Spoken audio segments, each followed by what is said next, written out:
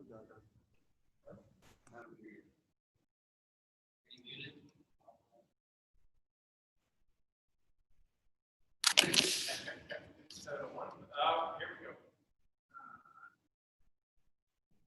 evening, everyone.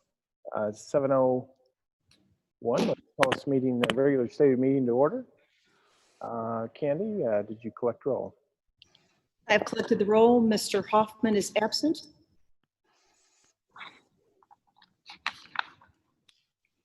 Okay. First item on the agenda is approval of the agenda. This is Jason Wimbold. I move we approve the agenda. Allie Sealing, second. Moved and seconded for approval of the agenda. Candy, please collect the vote. We'll start the vote with Mrs. Sealing, Yes. Mr. Boyle, Yes. Mr. Winbolt, Yes. Mr. Updike, Yes.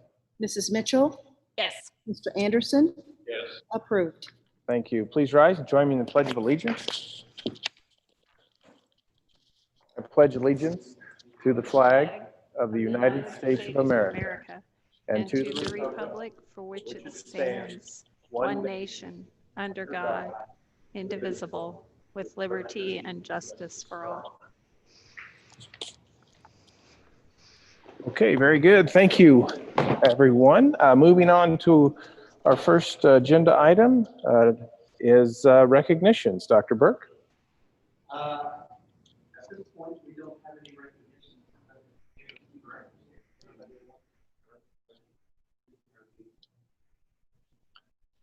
At this point, we don't have any recognitions. If there's any directors that are here that want to do a recognition, you're more than welcome. Looks like none, so we'll move on. Very good. Thank you. Next item is business with individuals. Candy, have we received any No cards? cards were filled out. Very good. Thank you. Moving on to the consent agenda. Consent agenda consists of approval of the consent agenda items, approval of the minutes from our June 8th meeting, approval of the minutes of the special meeting that occurred on June 15th, clerk's report, treasurer's report, payroll and claims, and personnel. Any questions, additions, or deletions to the consent agenda?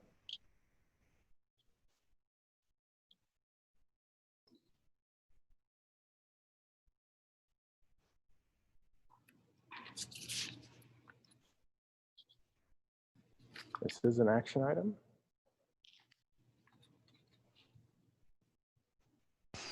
Mr. President, this is Jason Wimbold. I move that the board approve the consent agenda. Sharon Mitchell, second. It's moved and seconded for approval of the consent agenda. Any final questions, comments, or feedback on the consent agenda? Candy, please collect the vote. We'll start the vote with Mr. Boyle, Yes. Mr. Winbolt, Yes. Updike, Yes. Mrs. Mitchell, Yes. Mr. Anderson, Yes. Mrs. Sealing. Yes. Approved. Very good. Moving on to action items. First action item on our agenda is the elementary school one-to-one devices. Dr. Burke. Yeah, if you remember at the last meeting that we talked about the 3 different phases that we're looking at, and hopefully our plan is to completely reopen in the fall, which means all students and all staff. However, there's always the possibility that we could be closed or expected to have some type of hybrid. We're hoping not, but that could be a possibility. Currently, we do have one-to-one computing devices in the district for our elementary students. But what we're wanting to do is, in case of some type of shutdown, we put in here COVID-19 or other issues that causes the schools to be shut down, or a hybrid opening. We're asking the district to allow us to send those devices home with our elementary students. Our only other option is, if we don't do that, is to have packets. And we overwhelmingly, in the data that we asked for input from parents, they were very clear that they were giving us grace in the fall, or I'm sorry, in the spring, and that in what we presented, was fine because they knew that this was last minute, but they made it very clear that moving forward, that they wanted more. And part of that was direct instruction, synchronous learning for our elementary students. So again, we are only asking for this if in case of a shutdown. We're not just asking for carte blanche. We're not planning to start this at the school year unless we are shut down. So with that, we stand for any questions. Dr. Burke, I'm sorry, I don't have this as an action item, which is my fault, and I don't have what the action would be. It's the elementary school one-to-one devices. And so the action would be that basically in case of I believe it's that third full sentence, we're asking to be allowed to check out one-to-one devices to elementary schools if COVID-19 or other issues cause us to shut down or have a partial opening. Got it. Thank you. Any questions or discussion?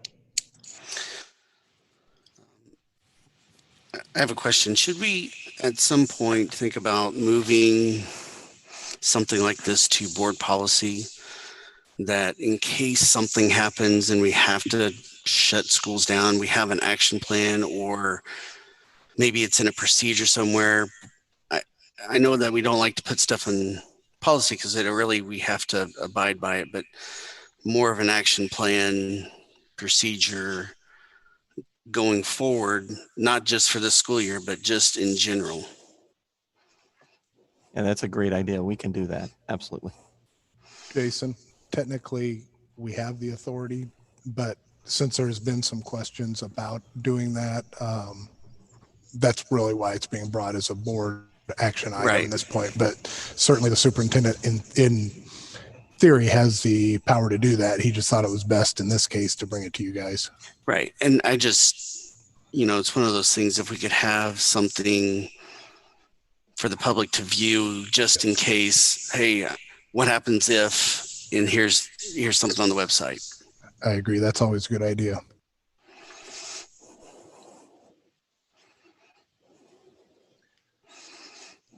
So the action item is on approving one-to-one devices, issuing devices out if we can't do a full and open opening to the school year, right? So that's Two elementary school students. two elementary. We already have that for middle school and high school. Yes, sir. So I think we captured Jason's comment as a agenda item for a future meeting. But right now, let's focus on the conversation discussion about one-to-one computer devices at the elementary school level. But we want to make sure we capture that so we can discuss it further. Thank you.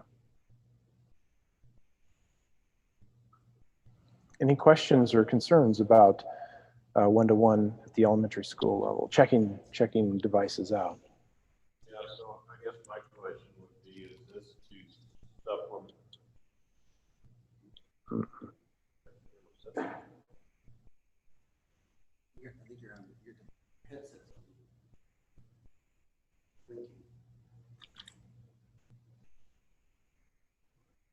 I wasn't able to hear whatever was just said.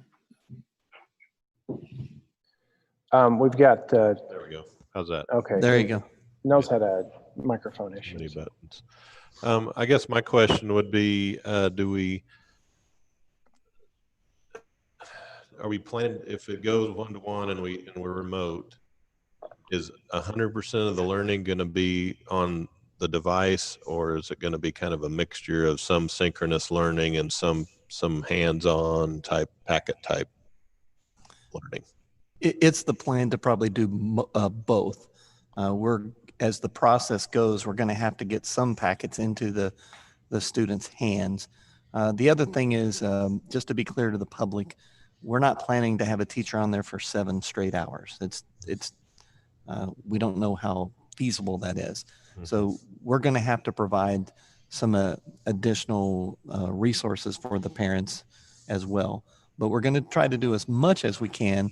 Like I said, one of the biggest complaints that we got from parents was that there wasn't that direct contact with that direct instruction from teachers. Yep. I know this is another very practical and efficient think you're muted, Sharon. Okay, somebody else comment. I'll figure it out. My only comment about elementary students and direct instruction, that sort of thing. Have we picked Cassie's brain about how to do it virtually?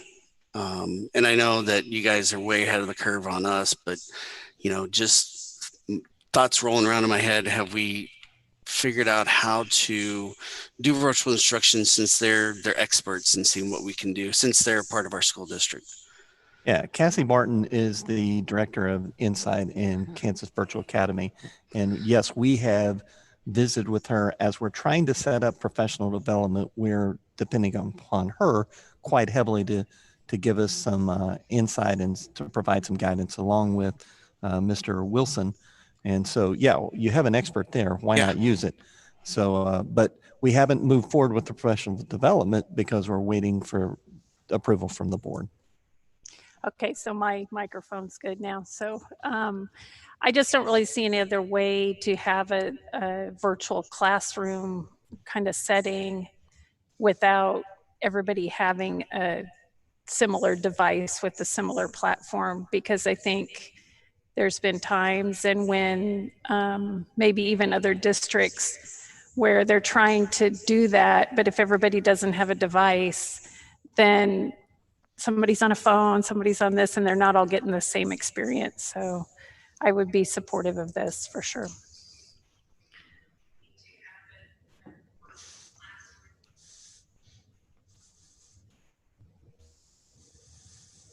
I don't know.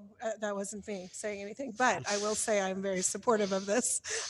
It sounded like a female voice. No, I'm sorry for the public. That was the police officer's phone. Oh. That's why I was pointing that way. It's Deputy P. Okay. I am very supportive of this and agree with Sharon. It has to be the same device, and have mentioned before and wanted to mention again, the one thing I heard back from parents is if they can also work on that device, especially with elementary school students, if we could make sure that we're planning to have parent instruction as well. And so if the parents have the same device, it would be very helpful. I think we would need to partner with them even more so.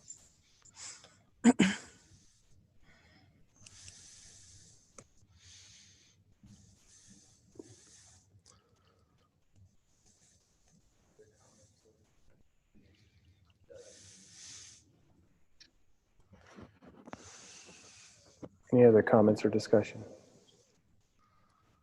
Just as to keep you guys informed, I do have an email from a official at KSDE that preliminarily, there's no final decisions made, but they've indicated that in order for virtual instruction to be honored by the state, there would have to be direct contact by the teacher face-to-face at least once a day. On a device, right? What he's talking about Yep. is if we go to shut down, there's still the 1,116 hours. And for the state of Kansas, the Kansas State Department of Education, to honor that type of direct instruction with the student, we would have to have direct instruction at least one time a day with each student. Yep. Bare minimum a check-in, but also then the parent would be asked to log the time that the kid is actually working. And that would not necessarily have to all be online type of activities, but it could be activities they're doing offline as well. So for the high school, they're looking at 7 contacts with a student would have 7 contacts with their teachers plus Bronco hour. And for the elementary, it could be just 1 contact for the day. So, I mean, I know we have to honor the hours, but it seems very onerous on teachers and students. Not that they should be going to school and doing the same thing, but it's going to be tough. I know we keep saying this, but obviously that's not the plan. That's the backup plan. But I would be curious. That's when we could defer to Cassie again too. She tracks how many people are online, and we would be able to do that. Hopefully learn a lot from her. I'm sure we could. And just to be clear, elementary school is iPads, correct? Yeah, kindergarten and first grade have iPads. Second through fifth have the convertible Chromebooks, which are touchscreen enabled devices that will run both the Chrome OS and Android apps. What are those called again, Phil? What'd you say that after first grade, the Chrome what? They're convertible Chromebooks Convertible. or 2-in-1. They're Okay. a tablet and a Chromebook laptop.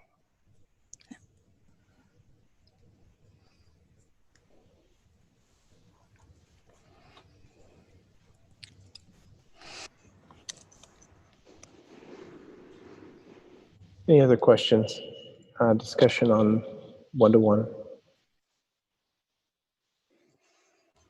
and one-to-one devices at the elementary school level. Mr. President, this is Jason Winbolt. I move the board approve the administration be allowed to check out one-to-one devices to elementary students if COVID-19 or other issue causes us to shut down or have a partial hybrid opening. This is Ally Sealing. I second.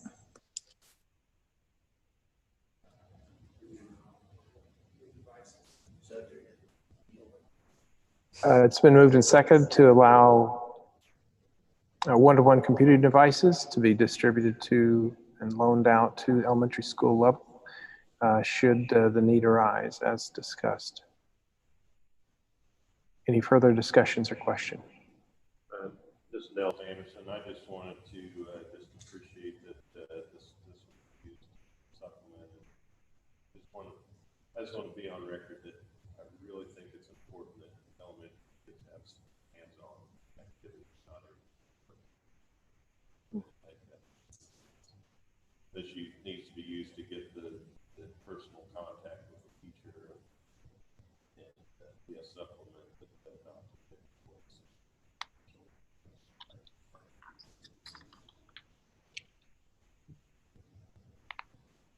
Thank you, Nelson. Any other discussion or comments? Feedback?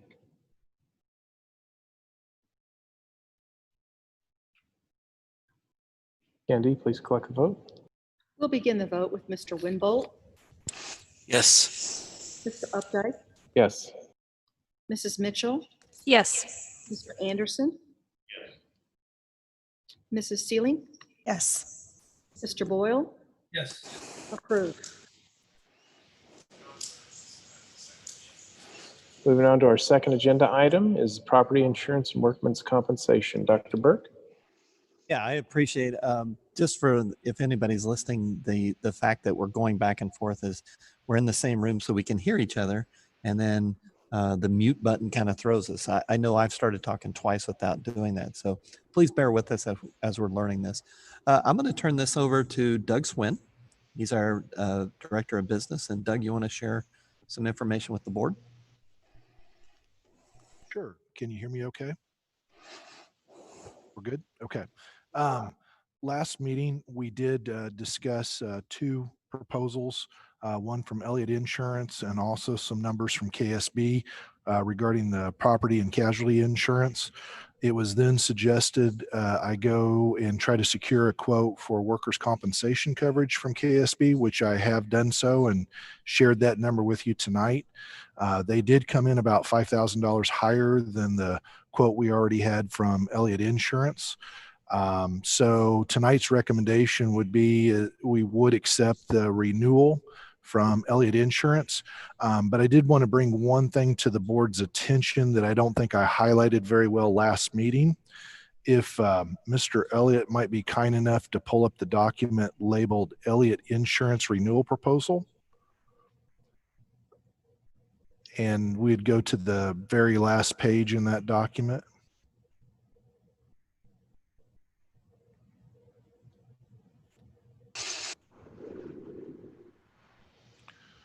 There we go.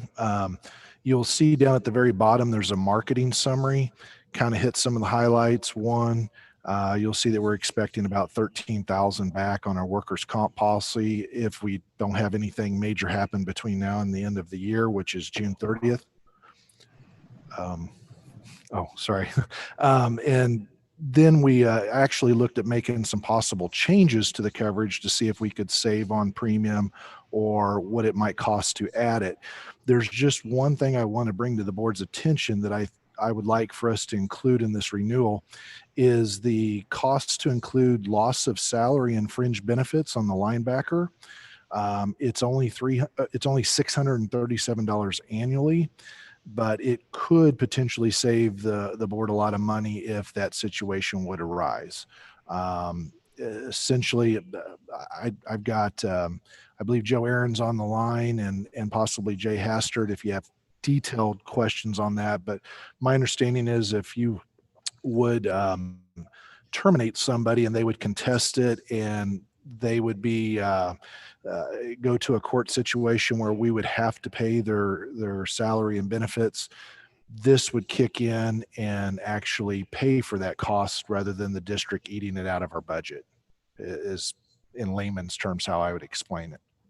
So if you have one $50,000 claim every 8 to 10 years, it's going to pay for itself. And most people are making a lot more than 50,000 as far as the teachers and other staff go. So it would be a nice protection if that would come up. It hasn't in the 17 years I've been with the district, but it has happened at neighboring districts. So I just wanted to bring that to your attention. It's up to you whether or not I'd recommend we would add it, but it's ultimately your decision. And with that, I'll stand for any questions, or we can direct them to our insurance agents if you like.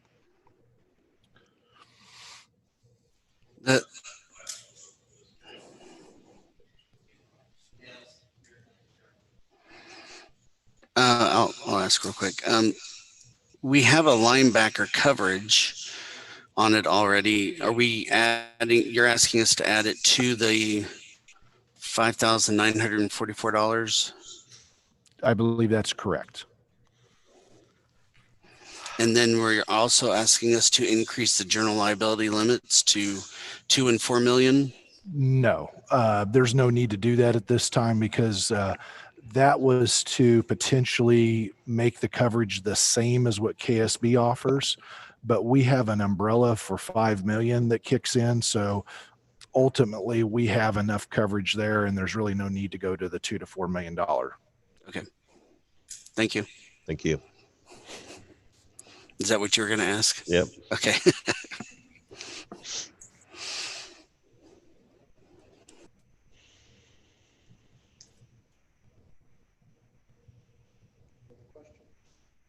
Any other questions? This is Nels Anderson. I move that we approve the district property, casualty, and workers' compensation insurance policy renewal as presented by Elliott Insurance for the 2020-2021 school year with the adder for the salary payment. This is Sharon Mitchell, second. It's moved and seconded to approve the district's property casualty and workers' compensation insurance policy renewal as presented by Elliott Insurance for the 2021 school year. Any final questions or comments?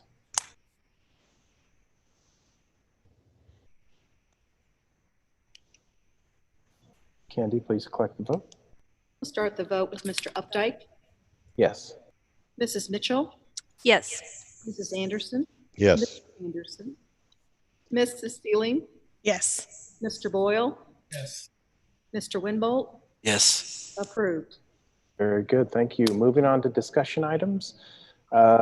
First discussion item is the December board meeting. Dr. Burke? Yeah, just for a few of you that that may not have been around as some of us old people or mature people or whatever the proper term is. Historically, the December board meeting has been an earlier meeting. We usually try to start about 4:30. We have a meeting, and then the board has a dinner. And then after that, we have the orchestra concert. And sometimes that is vocal music, sometimes it's orchestra, and sometimes it's band. But we've been doing this for quite a few years. what has happened though is we kind of got caught on a changeover. You know, each year you go back to the reciprocal date, and at some point you have to roll back. Well, I think we got caught in a roll back, and so our regular scheduled board meeting is December 14th. Unfortunately, we have basketball games with the Shawnee Mission School District, which means we'd have freshman, junior, or JV and varsity that night, and that would be boys and girls. The concert, however, is on December 7th. And so what I'd like the board to do is consider moving our December board meeting from December 14th to December 7th. And we'd have our board meeting, we'd have our dinner, and then everybody could still go to the concert. And then those parents who have kids that would be participating in the activities on the 14th wouldn't have to miss their kids' activities. So with that, I'll stand for any questions.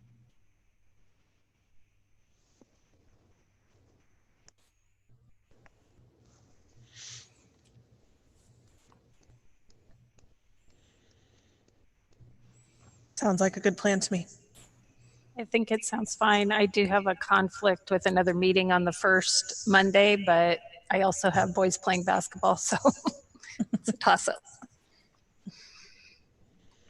One of the things as we've gotten bigger is we've tried to avoid concerts on the same night as sports, because we have kids that do both. And so as we get bigger, it's going to be harder and harder to avoid those conflicts. But right now, we don't have to, if the board makes a change. It could be kind of hard to compete with all that basketball going on.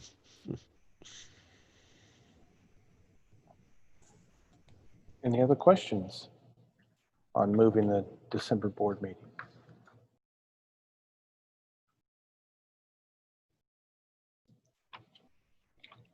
Okay, let's move on to our second discussion item, which is video streaming. Dr. Burke. Yeah, I'm going to turn this over to Mr. Phil Elliott and let him discuss. He's been working and he's got some options, so he's going to run those by you.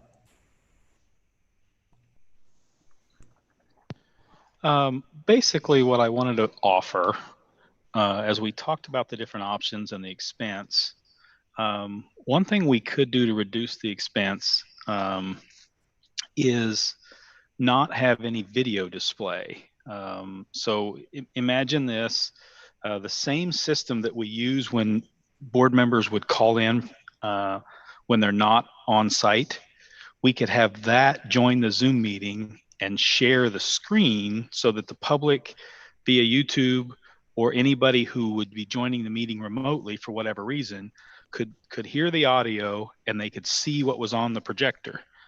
And we would utilize Zoom just for the presentation machine and the remote people. The microphones in the room would be the audio input. So anybody who spoke would have to have their microphone on, but it wouldn't require everybody to be on the Zoom meeting on their device once we could sit back up here. So that would be the one requirement. We'd have to sit here at the board tables for this to work. But the only thing that would require is I would need somebody to help me get the stream started. So we would be having a staff member here to help with that. But we would utilize existing equipment so there wouldn't be any upfront costs. So the only thing we're losing is the video of who's talking.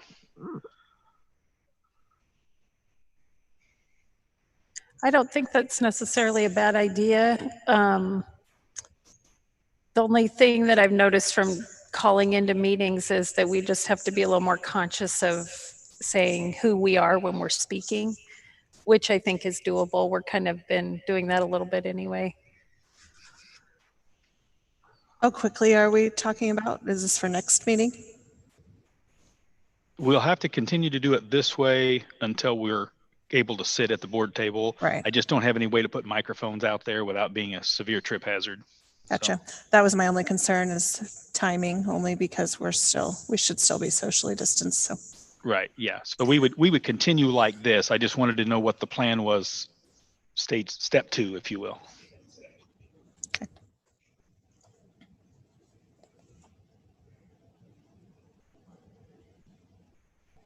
It seems to work pretty well when we do the call-ins. I don't think we have a trouble talking into the microphone. Yeah, and we did test it. My staff came up and we did test that to verify that that would be a functional system. Basically, the presentation machine would be the host of the Zoom meeting, and it would be called into that telephone number. Other people, board members who can't attend, could either join the Zoom session or they could call into the number still. So either one would be an option for us. And if we had some outside person who wanted to see what was on the screen and participate, that would still be an option as well. So give us some flexibility as well.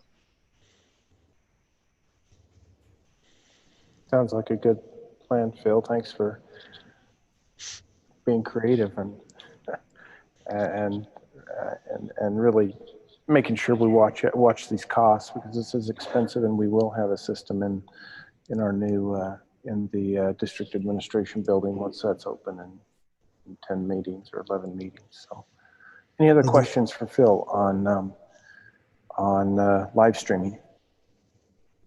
I was just wondering, are there any concerns for Phil as he prepares for this?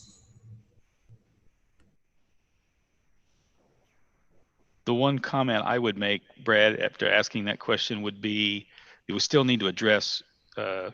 Goheen's concerns about public speaking and some of those kinds of things. So the board still needs to have those discussions. I just was trying to secure the technical solution and then turn that back over to you guys.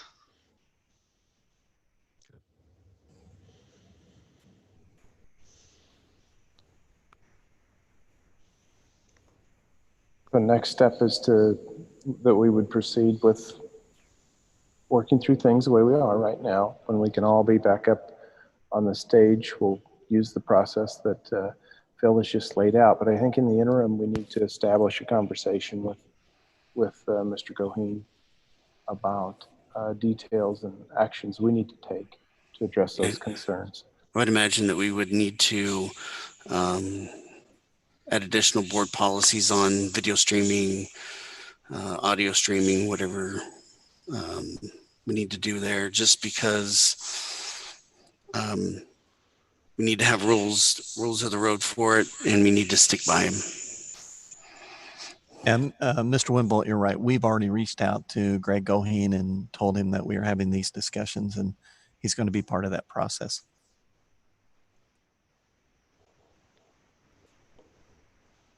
Okay, anything else? What other questions or discussion do we have on the video stream or on live streaming? Well, do we need to talk about, because on this same document, it's got ADA requirements and content management. Was there any discussion on that? We need to have a conversation with Greg Goheen. Oh, okay. He's brought up the ADA, compliance that we need to meet, as well as content issues. So that's the next discussion. I'm sorry, Doug. We have addressed some of that with our YouTube stream.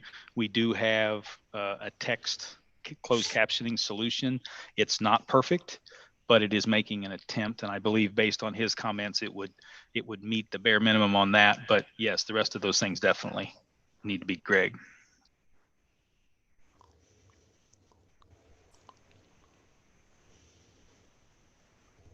Any other comments or discussion on the live streaming? I think the policies is something we have to address sooner rather than later.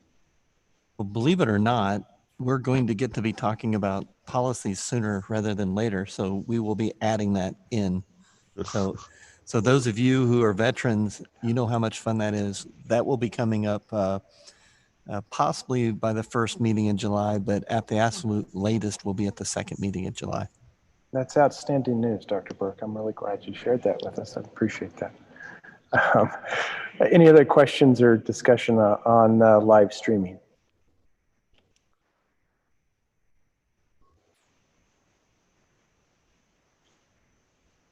Okay, let's move on to items from Board of Education members for future meetings.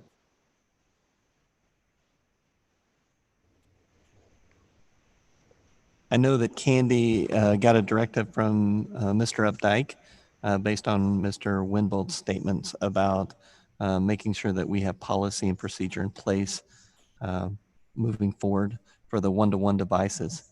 And we are continuing to lead the live streaming on here as well. I've been asked by a few students if, I know we have high school graduation still going, but they're still asking about prom. Anyone want to address that one?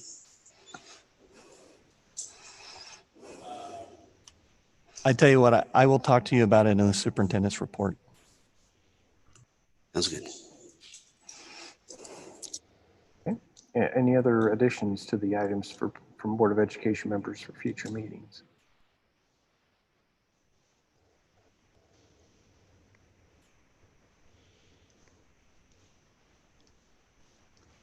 Very good. Let's move on to board work calendar.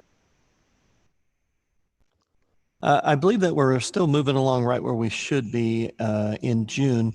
A couple of things that we're holding on to, the approval of the SRO agreement. I know that Mark Williams will be sitting on interviews Thursday. The other thing is the proposed budget for next year. We go to the budget workshops on Thursday as well. And so we can't move forward with either one of those until we get obviously go through the interviews, or we can't go with the budget to the budget workshop. So we will continue to work on that. The review and evaluation of accomplishments of board goals, we're going to move that to July. But other than that, everything else should be right where it should be. The approval of the calendar will probably make it to the first meeting in July. COVID, we'd like to have at least 20 different people respond to the calendar because we're doing a year in advance, and we've had trouble getting 20 people to. We have a committee of about 40 people, and we've been having trouble getting 20 as a minimum. So we want to continue to work that, make sure that we have full input. Other than that, we should be okay.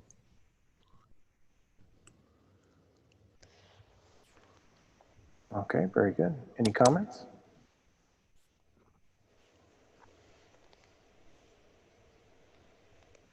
Moving on to superintendent reports. Dr. Burke? Did you want to do committee reports first, or? Oh, I thought that's what we, oh yeah, committee reports. Anybody been to a committee? I haven't seen any announcements, but yeah, any committee reports? I did go to, or was a part of the KASB Board of Directors meeting about a week ago, and there were some significant changes to KASB, especially with staff. There was an announcement made on their website. They have moved some people around. Randy Weisman is no longer the director of operations. There's a woman named Amanda who is taking over that. Carol Pitts is no longer with KASB and doing marketing. And so they're going to do more of a member engagement type of activity. And Rod Spangler is going to lead that effort. He's already talking to everybody about risk and insurance and that sort of thing. So it's a good fit with what he does already. So they're going to hire somebody new for the member engagement, and actually you're going to hire, I think, 4 new people for that. So it's quite a big change.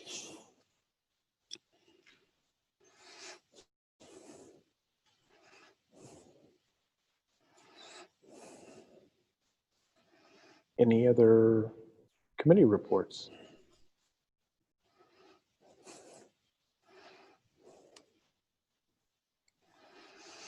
Okay, now let's move on to superintendent reports.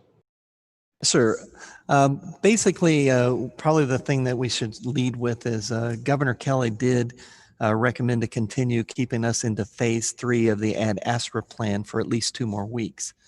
And so going back to address Jason's issue, we were hoping that we would be released and to start moving into that phase out plan, continuous social distancing and the mask and you know, as deemed necessary, and then hopefully move to a point that we were completely phased out and have large groups together. With her recommendation, moving it to July 6th, we're kind of in a pause pattern. We're waiting to see if the county and the county has said that they would continue with the Ad Astra plan as the governor recommended. But however, she is leaving it to the counties to make that decision. So the county does have the ability to move us into phase out, or they can continue with the Ad Astra. So why am I saying all this? Well, if we stay into the Ad Astra plan through July 6th, that makes our timing a little tight. The July 18th would be the Insight graduation, and we're probably going to have a conversation about moving that outside anyway because of the social distancing. And then the Spring Hill High School graduation will be July 25th. Probably what I'll do is get with Mark Williams, and what we were hoping to do is maybe pick a weekend there prior, maybe around the 11th, and try to have have prom. And that's kind of what we had been throwing out there. With the moving everything to the 6th, that's going to make our times a little tighter. And so my fear is they'll move us into the phase out on July 6th, but then still put requirements on us. And so I will get with Mark and Mark Williams, and we will probably get hold of that committee of seniors and kind of talk to them about prom. So it is still our plan to have prom, but our concern is now that we're looking into moving into July and even later into July, trying to find a date. I'm sure there's people that will say, well, just do it the night of graduation. Those of you who have seniors, you know that you have parties and you're going to have family in town. And the last thing you want to do is spend the day having the kids go to graduation in the morning and then in the evening be gone away from family while they're trying to enjoy their prom. So we probably need to do it at a different time. Some of you want to be part of the Insight graduation was on the 18th. Again, same issue. So we could move it into a weekday since it's the summer. It's not as good, but these are all options that we will be talking to Mr. Williams and the kids about. So I'm disappointed. I know that there's incredible amount of our kids, because personally, I was hoping that we would come out, phase out. We would be able to safely do that. And then within the next 2 weeks, we would be completely out. And then we could have said prom at a different date. My fear is if we try to do it now on the 11th, we're going to put a lot of plans together and then still have limitations on numbers. And there's no way we can have a prom with 45 kids. So we'll continue to work on that, but we haven't quit. But I'm sure that I, along with some other people, was disappointed to hear. And, the governor feels like they making the best decision. I'm not going to argue or question that. But if the county continues to stay with the Ad Astra plan, we're going to have to follow that. There is a meeting with the Johnson County Emergency Department tomorrow. We'll try to get some kind of feedback from them as to what they're thinking. So that's my report. I was hoping it would be more positive. And I appreciate that. I just wanted to make sure, I think the comments to me were more along the lines of they just didn't know what was going on. They were hopeful, but they just didn't know. So having that we're still trying to plan it, we're still trying to have something for our juniors and seniors to kind of finish out the year, especially for juniors. I mean, this is the only thing that they kind of have to finish out the year, that we can move forward with that. I'm very hopeful that we can have something for them. So thank you for still planning on it.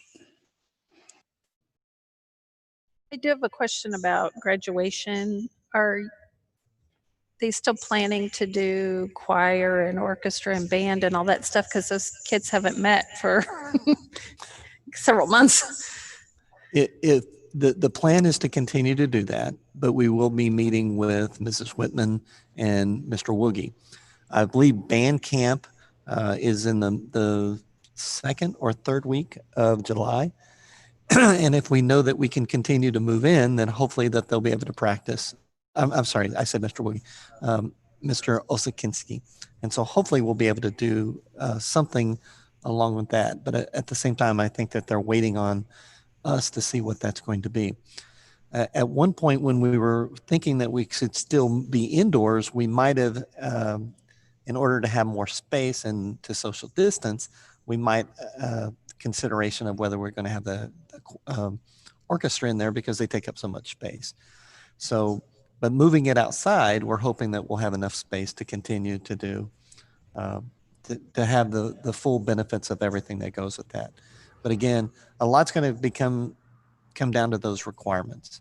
But when I reach out, when we get hold of Mr. Williams and we visit, that's something else that we'll talk about. So right now we are looking at moving outside for both Inside and Spring Hill High School. Yeah. Right now, the reason I'm like all of you, I'd rather be inside in July and even at 10 a.m. I can certainly understand that.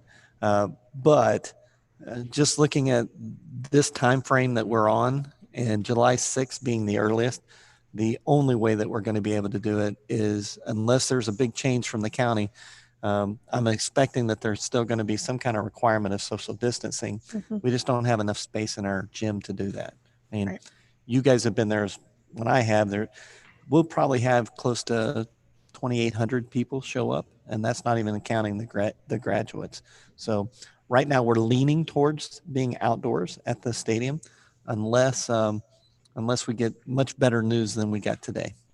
And if we are outdoors at the stadium, there won't be any limitations as far as numbers, or are we doing tickets per senior or anything like that? We are waiting to see what kind of requirements are. Okay. A lot of the times in phase out, they will say social distancing if you can. And that may be something as simple as saying, families can sit together, but please be cognizant of other people. I don't know that we want to have people try to police that. The one thing that's nice about the stadium is it's big enough that we can spread out. And some families, tickets may be 10, but we've got some big families, and this is a big deal. So personally, I'm hoping that we don't have to do any kind of tickets. Okay.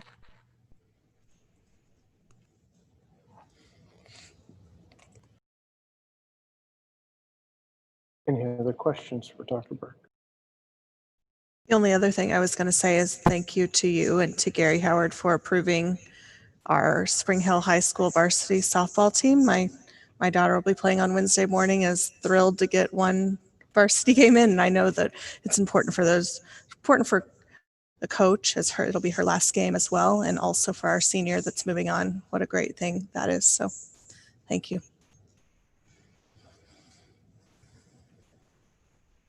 Any other questions or comments or discussion for Dr. Burke?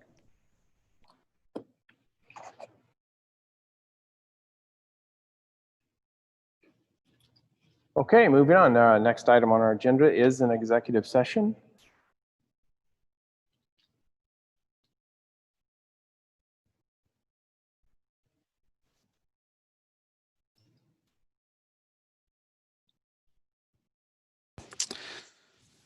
This is Jason Winbolt. Mr. President, I move the board to go into executive session to discuss potential properties for the new school site pursuant to the exception for preliminary discussion of acquisition of real property under COMA. Those to be in session include the Board of Education members, Superintendent of Schools, Assistant Superintendent of Schools, and Director of Technology. Anybody else? The executive session to begin at 7:55 and return here no later than 8:30. 8:30.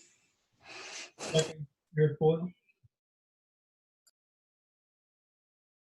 Moved and seconded to move to executive session to have preliminary discussions about the acquisition of real property under COMA.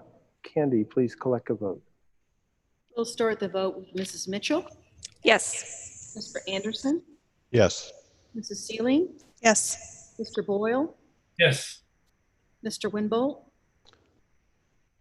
Yes. Mr. Updike, Yes. approved.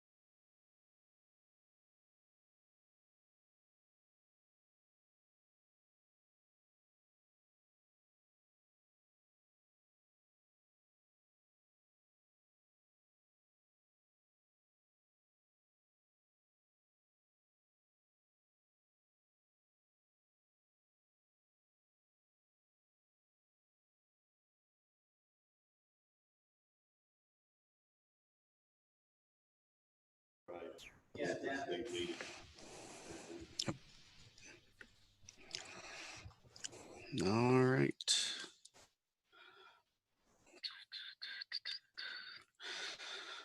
Mr. President, this is Jason Winbolt. I move that the board go into executive session to discuss the potential properties for a new school site pursuant to the exception of preliminary discussion of the acquisition of real property under coma. Those to be in session, Board of Education members, school superintendent of schools, assistant superintendent of schools, and administrators as requested. The executive session to begin at 8:32 and come back to open meeting at no later than 9 p.m.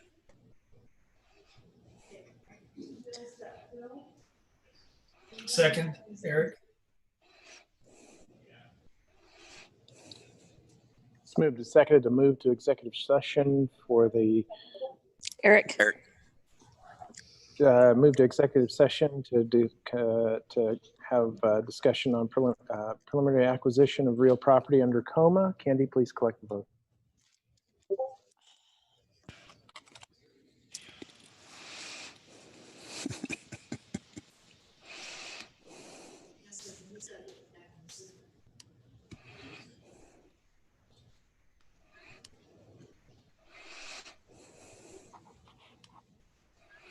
I don't see her.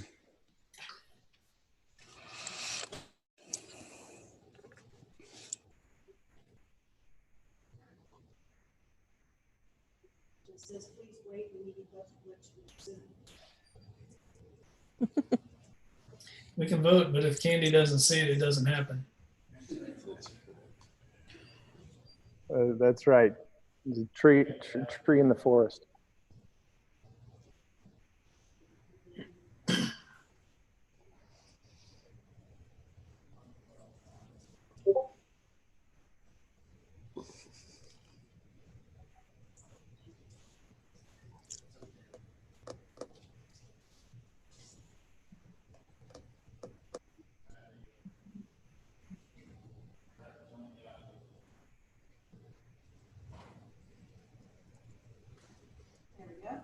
There she is.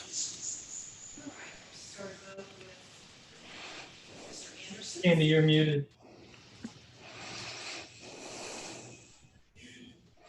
There we go. We'll start the vote with Mr. Anderson, Yes.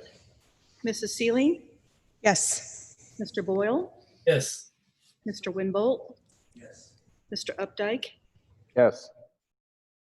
Mrs. Mitchell, Yes. approved.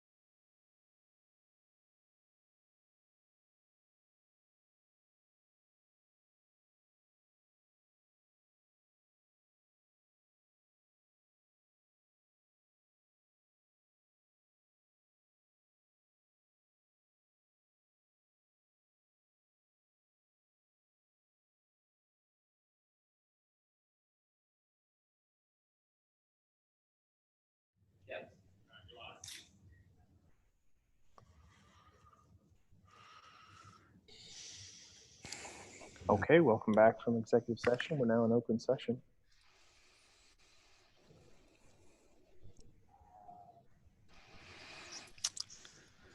Mr. President, this is Jason Winbolt. Based on additional financial obligations for funding off-property improvements imposed by the City of Spring Hill, the construction of a new middle school on the property of 191st and Ridgeview is no longer viable.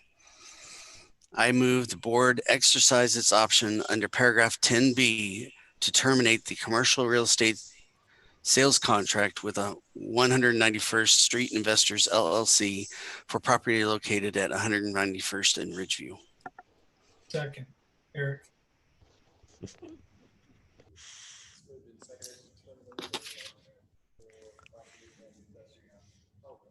It's moved and seconded to terminate the contract with 191st Street Investors for the property at roughly 191st and Ridgeview.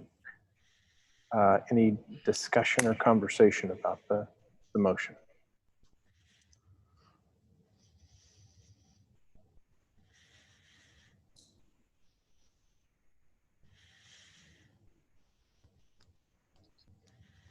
Candy, please collect the vote.